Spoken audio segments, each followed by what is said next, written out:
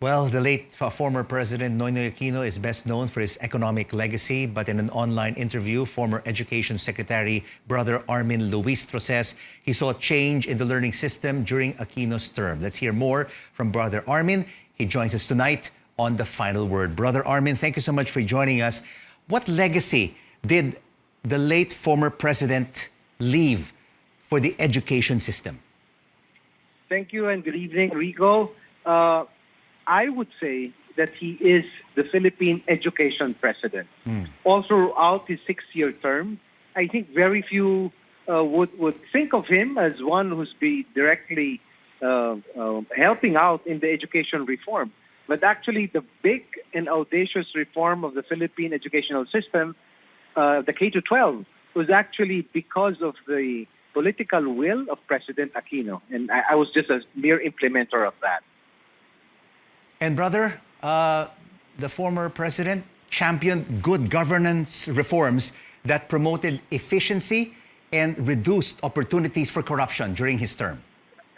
Certainly, and for better or for worse, those of us who served him in the cabinet had to actually account for every single peso that was disbursed to us. He would be very exacting in terms of how fast we will be able to implement the programs. He would run after us if things, in my case, classrooms are not built on time and teachers are not hired before the school year. So it was rather difficult to work with him in the cabinet because he will run after you if the services to the people were not done efficiently and on time. And in his inaugural address in 2010, he championed the Daang Matuwid and Kayo ang Boss Ko. And he championed it throughout his 6-year term without fail.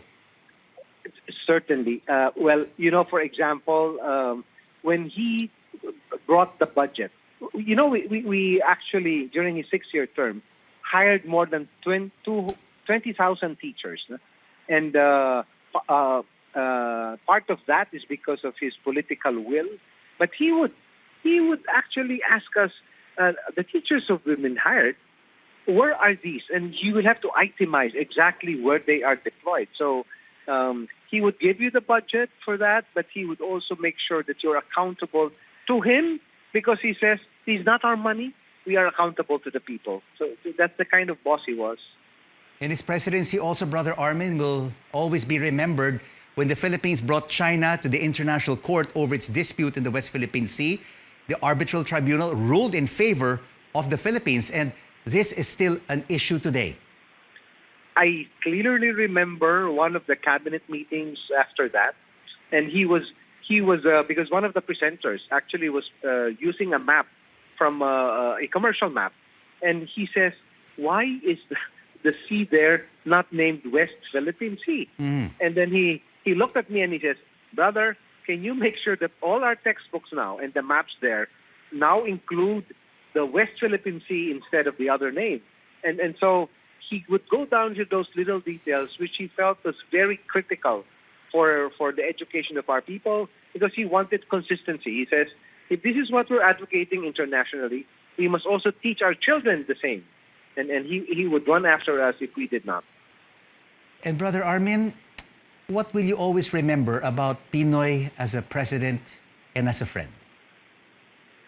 Well, Rico, I would not have lasted 6 years in government because I'm not a politician.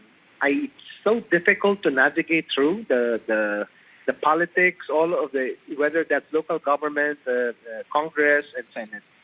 But the only thing that held me was President Aquino would never politicize services to our people. So, for example, our appointees to the principals, superintendents, and regional directors, he would never allow pressure from politicians to change the qualifications that DepEd has set for itself. So, in terms of his style of governance, he would leave the major visioning to each of the department heads, but he will make sure that he supports you with a budget, and he will not add pressure to you. So he's the perfect boss because he would allow you to vision with him and allow you to do work that will really benefit our people.